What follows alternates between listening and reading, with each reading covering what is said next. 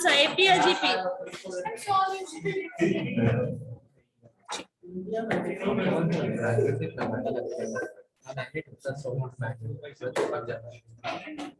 बोलो क्वेश्चन क्या था?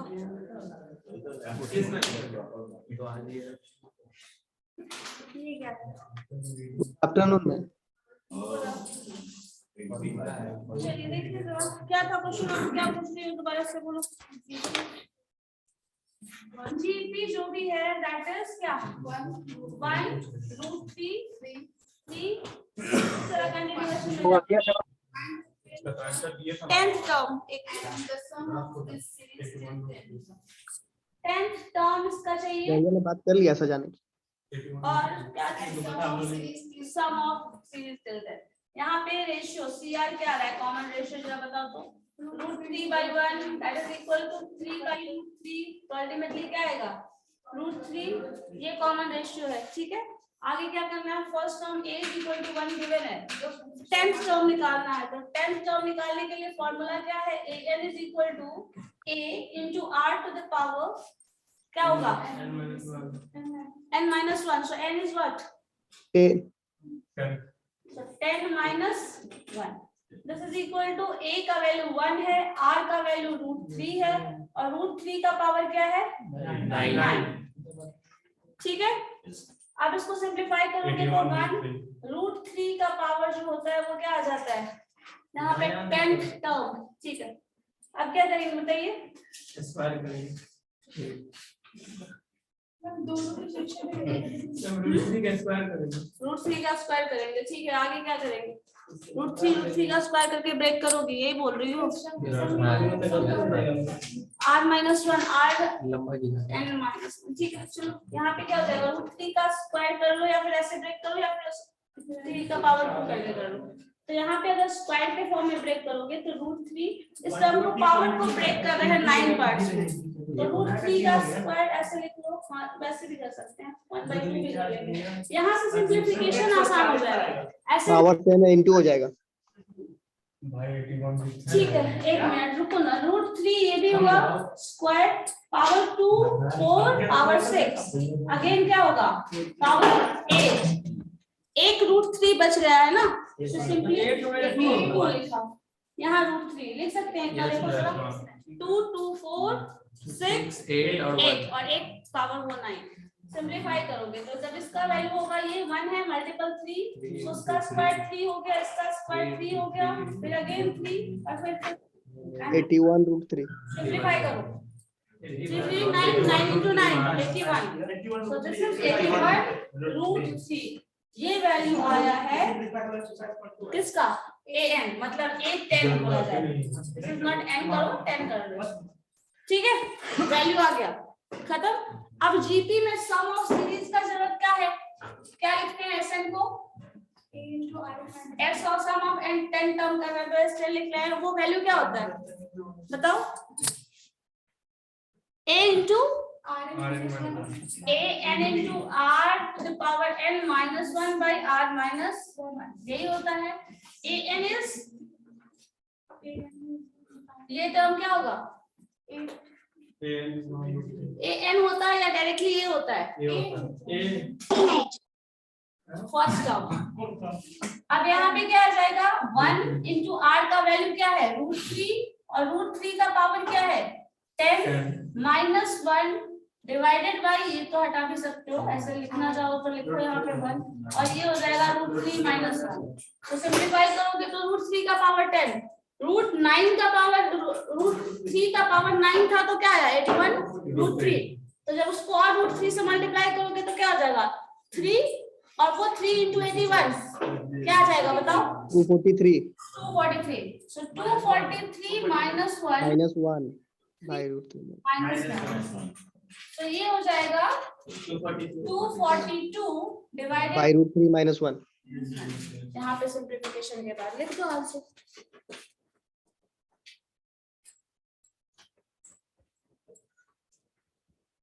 ठीक है, और कोई डाउट इसमें नहीं, श्योर पता चलता है आज का डाउट कल पूछते हैं आपको। बताए तो फिर से है, तो उस दिन नहीं क्लियर हुआ तब ना आज पूछना पड़ रहा है। ठीक है, हो गया। अब इसके बाद देखो एक टर्म है अरिथमेटिक मीन, एएम। लिखिए तो जरा उसको। और इस अरिथमेटिक मीन को एज अ टर्म समझने की जरूरत नहीं है, इसको एज अ प्रोसेस समझो, ठीक है? तो आसान हो जाएगा आपका जो भी कैलकुलेशन पे इस पे बेस्ड होगा वो। हटा दो इसे, हो गया। अरिथमेटिक मीन, अब ये अरिथमेटिक मीन जो यहाँ पढ़ रहे हो वो ऐसे जो अरिथमेटिक मीन निकालते हैं उससे थोड़ा डिफरेंट है। फोन भी बाहर चला जाएगा और तुम भी को पता है, लेकिन वो काम नहीं करने का। रफ में भी लिख लिया करो ना, बाद में लिखोगे तो आदत होगी। चलो लिखो जल्दी। अरिथमेटिक मीन, देखो जब हम अरिथमेटिक मीन, यहाँ हम अरिथमेटिक मीन का बात तब कर रहे हैं जब हमारे पास सीरीज जो है वो एपी सीरीज है, अरिथमेटिक प्रोग्रेशन है, तब हम एपी की बात करते हैं। मान लीजिए आपके पास सीक्वेंस कुछ होगा, मान लीजिए फर्स्ट टर्म ए है, बीच में कुछ टर्म्स है जो हमें नहीं पता, लास्ट टर्म मान लो बी दे दिया, ठीक है? Suppose this is the first term, बीच में कुछ टर्म है जो मिसिंग है, जो हमें नहीं पता है। और या फिर ऐसा हो सकता है कि फर्स्ट टर्म दे दिया जाए और सेकंड टर्म दे दिया जाए, मिड में कोई टर्म है जो हमें नहीं पता, ठीक है? पहले ये देख लेते हैं फिर ये देख लेते हैं। सो मान लीजिए फर्स्ट टर्म दिया है, थर्ड टर्म दिया है, मिड का टर्म नहीं पता, तो उस केस में क्या करते हैं, जो मिड टर्म होगा वो होता है a प्लस बी बाई 2, क्योंकि ये टर्म मान लो, अगर मान लीजिए आपके पास 2, 4, 6 इस तरह का टर्म होता है, होगा ना, 2, 4, 6, ये एपी है, एपी का सीरीज है ना जिसका कॉमन डिफरेंस 2 है और a2 है। तो अब इस केस में क्या करोगे, first term second term add करो, करके देखो इसको, 2 plus 6 by 2 that is 4, mid term आ गया। Yes ma'am. And this is equal to जो भी आप मिड टर्म ले लीजिए वो है, ऐसा रिजल्ट होता है, ठीक है? इसी तरह अगर कुछ ऐसा टर्म हो जिसमें एक से ज्यादा मिसिंग टर्म हो, जैसे मान लीजिए यहाँ पे हम जितने लाइंस डाले हैं, मान लो उनका टर्म मिसिंग है, कितना है 5, जो कि मिसिंग है, नहीं पता एग्जैक्टली क्या है, तो मान लो इसको हम कुछ टर्म यहाँ पे a1, a2, a3, a4 ऐसा कुछ टर्म डाल देते हैं। कैपिटल लेटर्स मांगता है, कैपिटल ही कर लो, a1, a2, a3, a4 और a5। So first term is a, last term is b, जो डिफरेंस के मिड में जो टर्म्स है वो 5 टर्म्स लाई कर रहा है, वो कौन सा है ये देखना है। हाँ, तो इसी प्रोसेस जो अरिथमेटिक मीन लिखा है ना आपके बुक में, जो पूछ रहे थे आप लोग, उसमें क्या होता है, एक पर्टिकुलर प्रोसेस के तरह उसको लोगे तो आपको ये मिड का टर्म्स मिल जाएगा। और अगर इसी को थोड़ा स्टैटिस्टिकल वे में देखिएगा तो अरिथमेटिक मीन का टर्म कुछ और ही आ जाएगा। इसी प्रोसेस से कहीं ना कहीं वो भी रिलेटेड है, दोनों सेटिस्फाई करता है कंडीशन को, लेकिन वहां पे रिजल्ट डिफरेंट होता है, यहाँ पे थोड़ा जो यूज है उसका वो डिफरेंट वे में दिया जाता है, ठीक है? सो अब अगर मान लीजिए पूछा जाए अरिथमेटिक मीन निकालो, तो अरिथमेटिक मीन यहाँ पे एक सिंगल टर्म नहीं है, यहाँ ये अलग अलग वैल्यूज आएगा। अब इस केस में हम क्या मानेंगे, जब ये हमारे पास टर्म दिया हुआ है तो ये माना जाता है फर्स्ट टर्म ये दिया हुआ है, लास्ट टर्म वो दिया हुआ है, टोटल नंबर ऑफ टर्म्स कितने हैं, first, second, third, 4, 5, 6, 7, total 7 terms है। इस 7 टर्म्स में मान लो अगर फर्स्ट टर्म आपको पता है, लास्ट टर्म पता है, तो मिड के वैल्यूज को कैसे निकालना है ये बताया जाता है with the help of M, ठीक है? एम अरिथमेटिक मीन, ठीक है? क्लियर है? जो कि फर्स्ट कंडीशन में सेटिस्फाई करने वाला केस था, ए और बी कोई नंबर है, 2 और 6 नंबर है, तो आपका मिड टर्म क्या आ गया, 4 आ गया, जो बता रहा है। और कैसे कर रहे हो, first term plus last term by 2, जो कि आपको कोई कांस्टेंट नंबर ये देता है, ठीक है? क्लियर है? बता रहे, वो भी बता रहे हैं, ये क्लियर है, तब उसमें जाएंगे ना। चलो इसके बाद क्या है, मान लीजिए इसमें कोई सीक्वेंस ले लेते हैं, ठीक है? कोई सीक्वेंस ले लीजिए, सपोज आइए कोई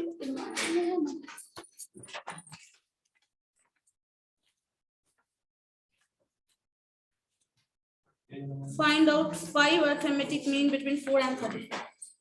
5 arithmetic mean 4 है 34 है, मिड में 5 टर्म्स मिसिंग है, ये इस केस है, ठीक है।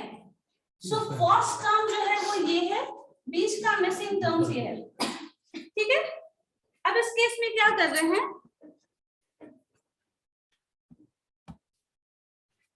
फर्स्ट टर्म आपको पता है दैट इज ए, तो ए का वैल्यू 4 लिख सकते हो। लास्ट टर्म यहाँ क्या है b, जो कि b का 34 लिख सकते हैं, मान लीजिए b इज इक्वल टू 34 लिख सकते हैं, ठीक है। अब यहाँ पे ये जो भी टर्म है वो कौन सा टर्म है ये बता सकता है कोई? 7th टर्म है, that is equal to a7 लिख सकते हैं। क्यों? क्योंकि फर्स्ट टर्म ये था, सेकंड थर्ड फोर्थ, मिड में 5 है, तो बचा क्या, ये 6 हो गया और एक इधर लास्ट वाला 7 हो गया, तो 7th टर्म का वैल्यू ये है, हो जाएगा, बोलो। अब इस फॉर्मूला से a7 का वैल्यू 34 है, that is equal to a plus n-1d लिख सकते हैं, बताइए। सो a का वैल्यू कितना है 4 प्लस n-1 क्या था, n 7 था, 7 - 1 6, d का वैल्यू मालूम है, यहाँ पे नहीं मालूम है, इससे निकालेंगे। सो 34 7th टर्म है ना, ये a7 है, d5, ठीक है। चलो ध्यान से देखते हैं क्या होगा। सो 34 और 4, तो 30 is equal to 6d, so d is equal to 5, ठीक है। यहाँ से d हमें मिल गया। मैम एक बार 7 वाला बताइएगा कहाँ से? कौन सा? 7, n का वैल्यू 7, a का वैल्यू 7, n का वैल्यू 7 यहाँ पुट किया।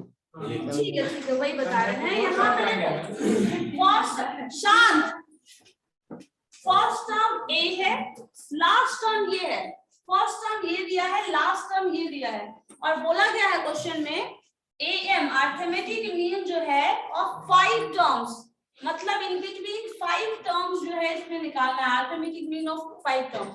5 मीन का वैल्यू बीच में आएगा, जब 5 बीच में आएगा तो एक ये शुरुआत वाला 6 हो गया और लास्ट वाला 7 होगा, तो लास्ट टर्म जो दिया है वो 34 है, तो a7 is 34, तो 34 is equal to a plus n-1d, n का वैल्यू 7, तो n-1 6 हो जाएगा, a का वैल्यू 4 है वो रख दिए, यहाँ से इवैल्यूएट कर लो तो d का वैल्यू 5 मिल गया। यस मैम, ठीक।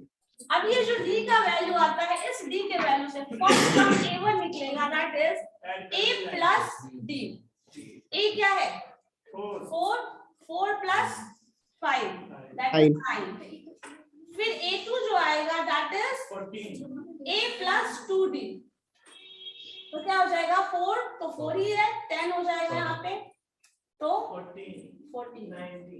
सिमिलरली a3 जो होगा वो क्या हो जाएगा a plus 3d, so 15 plus 4 90,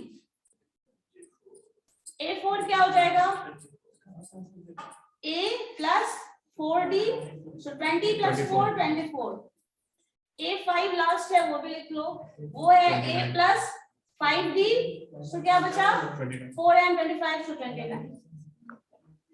सो अब यहाँ पे आप सीक्वेंस भर सकते हैं, क्या बचा 4 9 14 19 24 29, ये क्या पूछ रहे हो बोलो। 49 नहीं है, तुम लिखना चाहो तो लिख के बना लो। सीक्वेंस एक पर्टिकुलर ऑर्डर के थ्रू होगा ना, ठीक है, देख लीजिए। Yes ma'am. कभी कभी मिड का टर्म निकालने के लिए बोला जाता है, तो इस तरह से निकाल लीजिए, ज्यादा अच्छा। बट हाँ, यहाँ पे कोई ऑप्शन दिया हुआ होना चाहिए फर्स्ट टर्म के बाद। यहाँ पे इंफॉर्मेशन एज अ क्वेश्चन में देखोगे तो इंफॉर्मेशन में सिर्फ 2 टर्म दिया था, फर्स्ट टर्म लास्ट टर्म, और कोई इंफॉर्मेशन था ही नहीं। लेकिन हाँ, तो फर्स्ट टर्म और जैसे अभी था, फर्स्ट टर्म मान लो दिया है 4 और थर्ड टर्म बोल रही हो ना, सो थर्ड टर्म इज 14, तो आपके पास बीच में जो टर्म है तो वो क्या होता है, अभी जस्ट पढ़े थे ना, a plus b by 2, so 14 plus 4 add करो 18 बाई 2, सो 9 ही आ गया, है तो वही। अब यहाँ से आपको जो मिला है that is D, common difference भी एक आंसर मिल जाएगा, हटाओगे तो क्या हो जाएगा 5, कॉमन डिफरेंस मिल गया। अब इसके बाद कुछ भी निकालने बोला जाए निकल जाएगा, लेकिन कोई एक रिलेटिव इंफॉर्मेशन होना चाहिए, बिना रिलेटिव इंफॉर्मेशन के सॉल्यूशन नहीं मिलने वाला, ठीक है। सो ये जो अरिथमेटिक मीन था वो क्या है, एक काइंड ऑफ प्रोसेस है जिससे आप वैल्यूज जनरेट कर रहे हैं, बट कंडीशन यहाँ गिवन होगा इन बिटवीन अरिथमेटिक मीन कितने सारे निकालना है, 5 निकालना था तब आप कंक्लूड कर पाए कि 7th टर्म वो होगा, 10 निकालना होगा तब आप कंक्लूड कर पाएंगे कि वो 11th टर्म है, अदरवाइज नहीं, ठीक है। फर्स्ट टर्म, लास्ट टर्म और कौन सा टर्म है, इन बिटवीन कितने डिफरेंसेस आने, कितने टर्म्स होंगे वो गिवन होगा तब बताया जा सकता है, अगर वो गिवन नहीं है तो नहीं बताया जा सकता, ठीक है। मैम एक क्वेश्चन दीजिए ना। लिखो।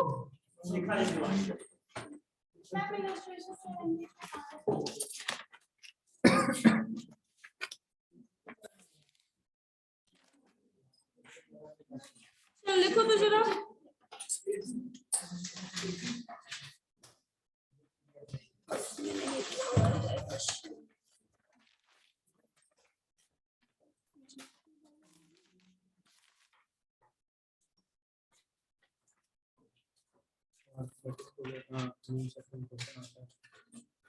जनरेट करने के लिए बोला जाता है, तो इसके हेल्प से जनरेट करना आसान हो जाता है, ठीक है।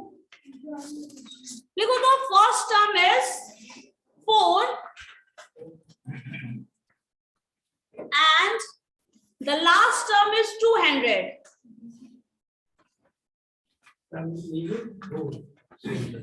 लास्ट टर्म 200 तो बहुत ज्यादा हो जाएगा, 100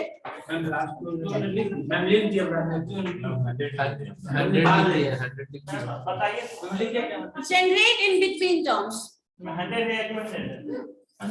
100 कर लो, वन टर्म तो अभी निकल जाएगा, इसीलिए तो 100 बता रहे हैं। जनरेट फर्स्ट टर्म इज 4 है ना, 25 term, 25 23 ma'am generate 23 ma'am last term क्या है, last term is 100, first is 4, generate क्या करना है, जनरेट जी एम ऑफ जो भी है एम अप टू 23 टर्म्स का करो, करके तो देखो, पहले करके देखो क्या है। क्वेश्चन फिर से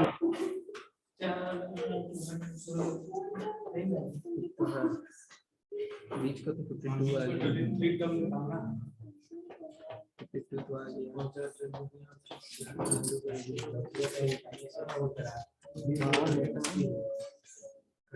बनाओ, एक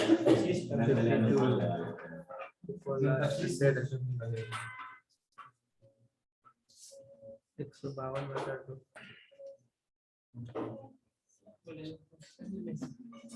76। चलो तो बाहर अच्छे से समझाते हैं,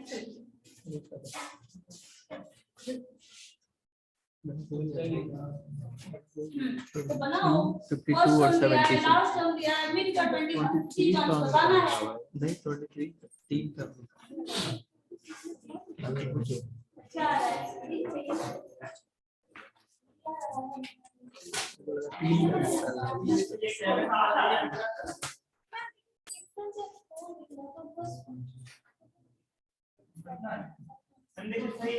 बीच का तो 52 है,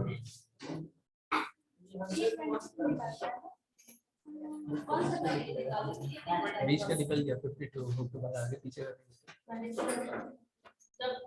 ये टर्म कौन सा है, ये 24 कम होगा, ये जब है तो ये 100 से बाहर कैसे चला गया,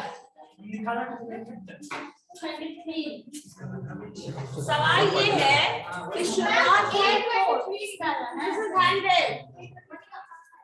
फर्स्ट टर्म ये है, लास्ट टर्म वो है, ठीक है।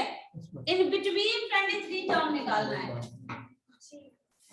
तो वो 100 को तो एक्सीड नहीं करेगा आशीष। मैम 48/11 क्वेश्चन इधर से हमारे बताओ क्या होगा? 48/11 होगा मैम। क्या हो रहा है? 48/11 48/11 आ रहा है। यस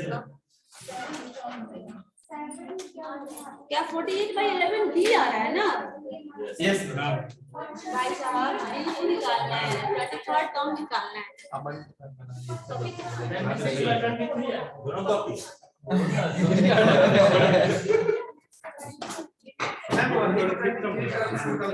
मैम 96/23 96 हां हाँ सर 23 टर्म निकालना हाँ मिला के टोटल 25 है। क्लास बताओ क्या होगा? हाँ this is the first term, this is 25th term. First term है और 25th टर्म है। इन बिटवीन 23 टर्म निकालना है, डी नहीं निकालना है। डी निकालने से 92 क्या आ रहा है? ये देखिए सारा टर्म बताना है A to Z। 23 टर्म बता रहा है। मैम 23 टर्म्स ही ना बता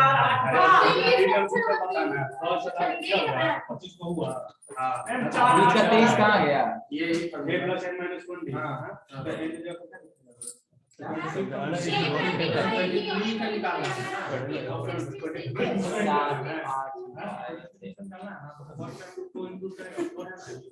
कॉमन डिफरेंस तो पहले निकाल लो क्या आ रहा है, उसके बेसिस पे आएगा। कॉमन डिफरेंस 4 है, 4 आ रहा है। ठीक है लास्ट टर्म, उसके पहले जस्ट उससे आ जा तो पूरा जनरेट कर लेने, फिर लिखने में क्या दिक्कत है? अप टू 100 होगा। 32 क्या हुआ बताओ? यहाँ पे शुरुआत कैसे करेंगे? खड़े हो तो चलो बताओ जल्दी से। नहीं आप खड़े होइए ना, बताइए। A4 होगा ठीक है। A का वैल्यू 4 लिखते हैं, चलो ठीक है। आगे D 100 okay, B is 100। A24 लिखे यहाँ पे 24 लिखे हैं। चलो मुझे बताओ, खड़े हो जाओ, देखना ध्यान से। चलो A25 होगा। A25 होगा, क्यों होगा बताइए उनको। First and last last term वो है, this is the first term और 25th टर्म ये लास्ट है। बीच में मैंने कितना बोला अर्थमेटिक मीन निकालने? 23। तो 23 ये बीच मिड में है, this is 24th and last is 25th। So 25th term जो आ रहा है वो होता है A+n - 1 मतलब 25 - 1 into D, यही है ना। अब यहाँ पे ये वैल्यू क्या है? 100 इक्वल टू A क्या है? 4 प्लस 24 अमन ये क्या हुआ तुम लोगों को? तो यहाँ पे 96 equal to 24D, so D is equal to 96/24, so 4। Clear है ये? 4 का डिफरेंस 4 का डिफरेंस है तो D कॉमन डिफरेंस ये मिल गया। अब यहाँ से A1 आपको करना क्या था? सिर्फ A का वैल्यू रखना था, A plus D। तो A का वैल्यू क्या है? 4 + 4 that is 8। क्या हुआ तुम लोगों को? बोलिए आप क्या है? तो ये उल्टा समझ के बस रखिएगा। नेक्स्ट टर्म क्या होगा? मैट्रिक्स पूरा का पूरा जनरेट करके लिखो। यस मैम, आप कर लीजिए। A1 4, A2 12, A3 16। हम सबको करके दिखाना पड़ेगा। हाँ देखिए ना। अरे यही तो काम है। फॉर्मूला लिखा ही नहीं है। जो आंसर आना चाहिए आंसर आ गया था। हमारे देख तो ये आंसर आ गया। 8 12 16 20 24 28 क्या कर रहे हो तुम लोग? लिखो उसको ना, बोलने के लिए तुम्हें कहा गया है। क्यों बोल रहे हो?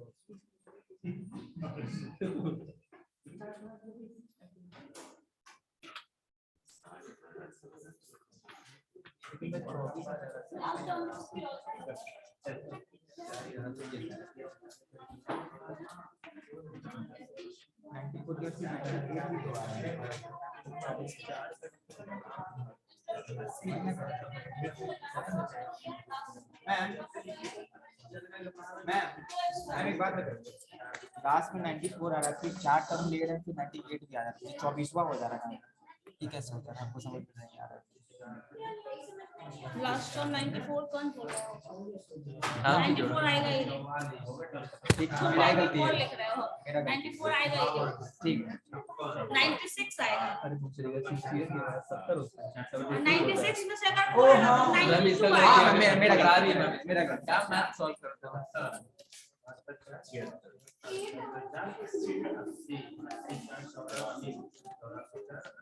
चलिए इसके बाद लिखिए तो नेक्स्ट क्वेश्चन, एक क्वेश्चन और लिखो। there are n arithmetic mean between 1 and 14. There are n arithmetic mean between 1 and 14. There are n arithmetic mean between 1 and 14 if 5th and 8th means are in the ratio, if 5th and 8th means are in the ratio 11:17, find the value of n. 11:17. Then find the value of n. यहाँ पे mention नहीं किया गया है कितना term है बीच में, ये दिया हुआ है फर्स्ट टर्म जो है that is 1, the last term is 14, first term 1 है, लास्ट टर्म 14 है, बीच में कुछ भी एंड टर्म है नहीं पता क्या है। उसके बाद एक दिया है 5th पोजीशन में जो होगा, 5th और 8th पोजीशन पे जो है उसका रेशियो, 5th और 8th पोजीशन में अगर कोई टर्म है तो उसका मतलब क्या होगा, a plus 4d होगा, a plus 4d और a plus 7d and that is in ratio 11:17. लिख सकते हैं इतना। ये एक रिलेशन दिया है और यहाँ पे ये दे दिया है। अब इसमें से आपको वैल्यू निकालना है ऑफ d एंड पूरा सीक्वेंस फॉर्म करना है, बन जाएगा।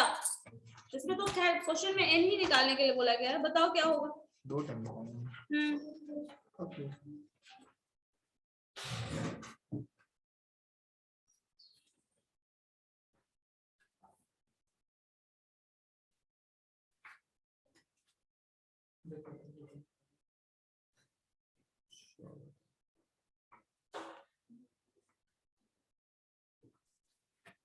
अच्छा 8 मींस दिया हुआ है ना, 6 टर्म या यहाँ पे 4d नहीं 5d, ये 5d हो जाएगा।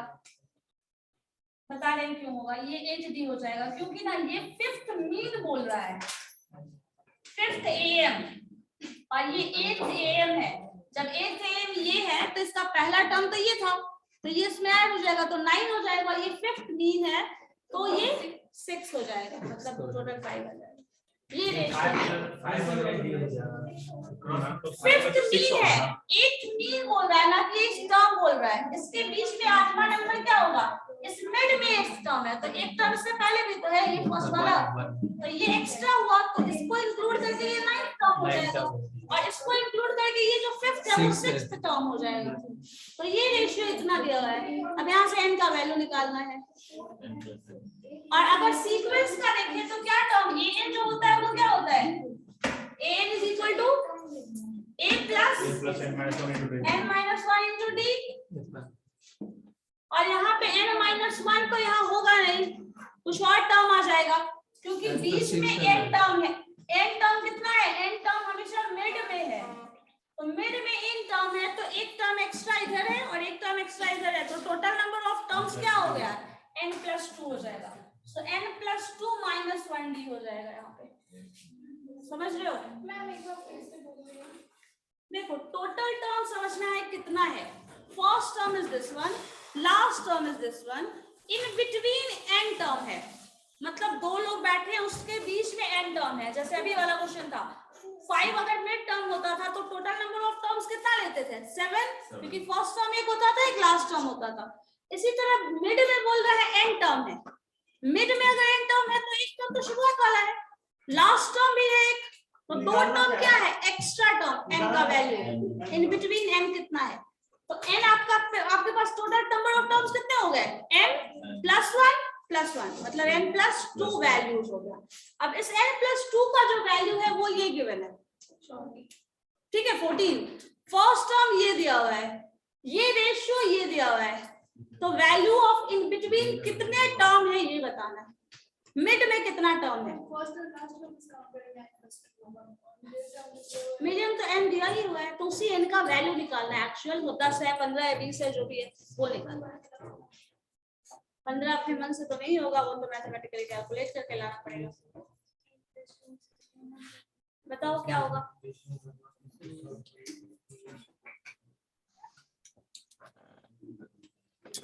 जल्दी बताइए।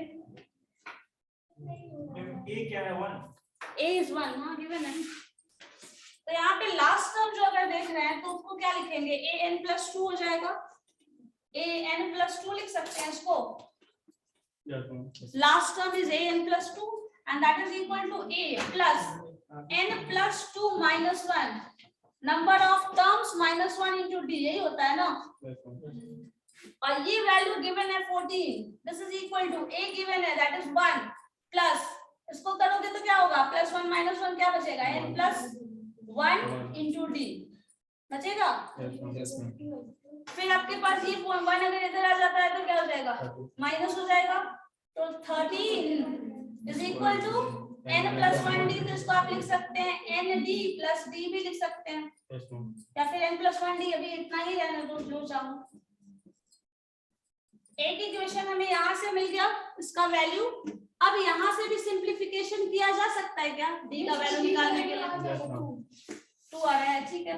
यहाँ से कैलकुलेट करोगे तो क्या हो जाएगा 17a, यहाँ पे 5 × 17d क्रॉस मल्टीप्लिकेशन कर लो, तो यहाँ से जो इक्वेशन आएगा b = 2a, 2a, so 2 × 1 का वैल्यू 2 आ जाएगा।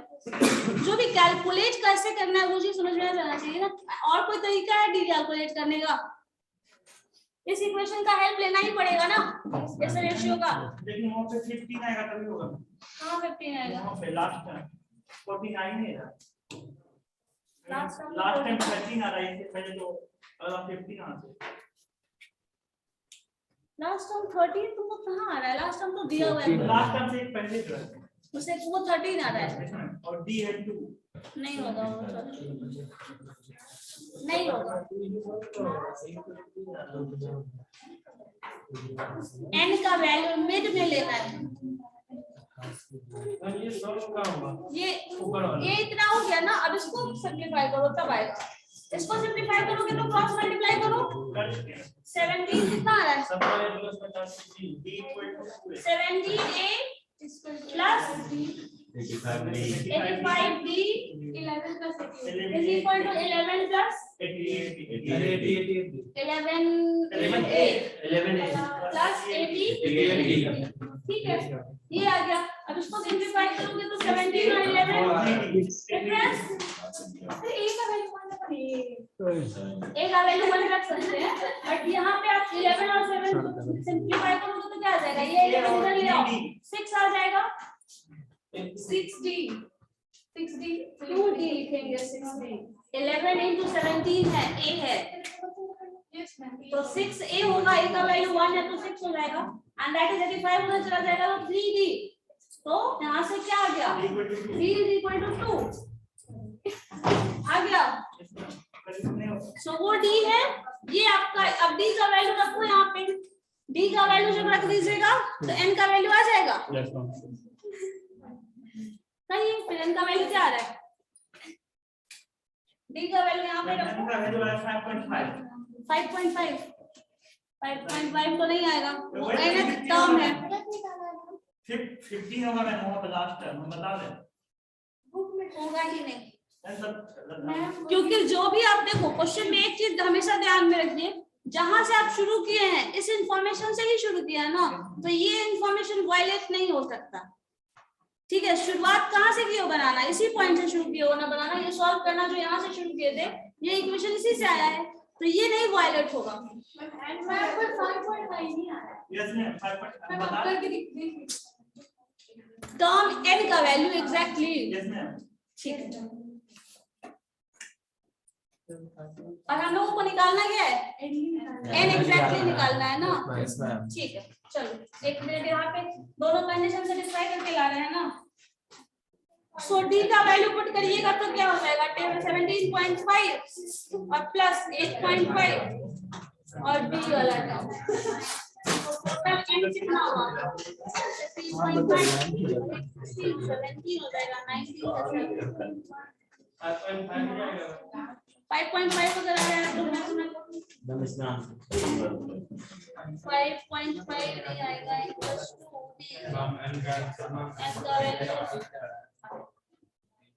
कितना रहा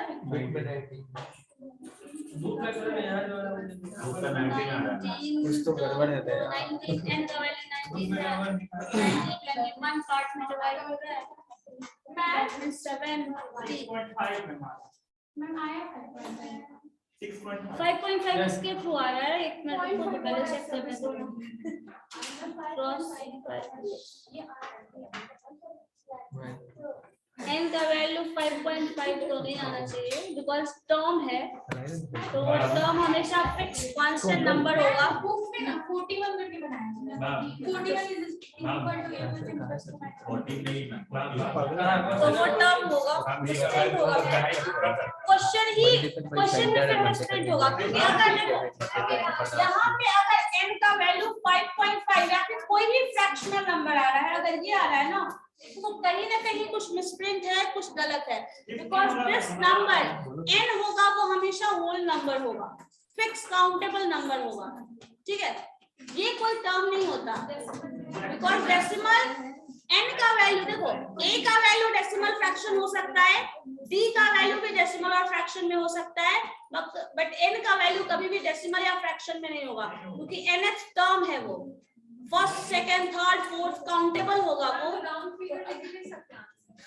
5.5 में राउंड फिगर भी नहीं होगा, 5.5 में राउंड फिगर भी नहीं ले सकते, और कभी भी ये आंसर फिर इसका मिसप्रिंट होगा, क्वेश्चन गलत है, वही तो क्वेश्चन गलत है।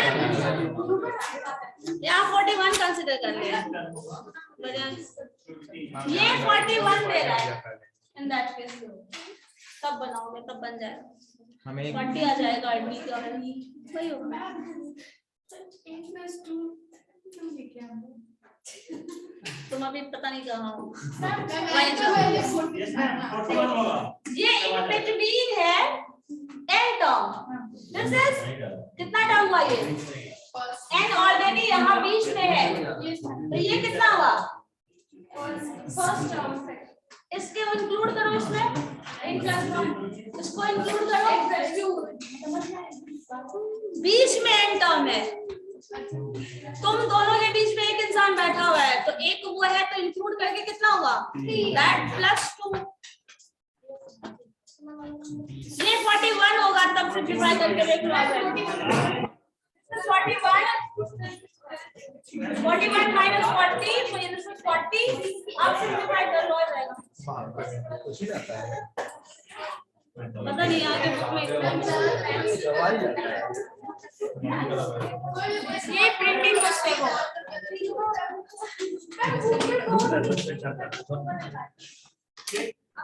ठीक है, यहाँ से कर लो, d का वैल्यू अल्टीमेटली क्या है 20, d का वैल्यू 2 है, तो n + 1 2, n is equal to -1 19 आ गया ना, क्योंकि ये अगर d का वैल्यू 2 रखिएगा तो 20 हो गया, तो n + 1 इज इक्वल टू 20, तो n इज इक्वल टू 19, सही है ना मैम बता रहे थे मिस्त्री तुम ना लाम बोल प्रतिमान अच्छी बना रहे हो